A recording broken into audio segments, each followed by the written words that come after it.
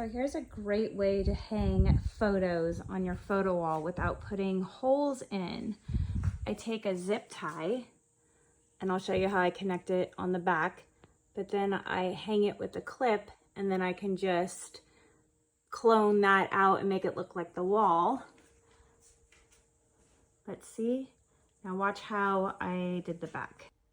Okay, so in order to put your picture frame up on the wall, I took an extra long zip tie and my little drill bit.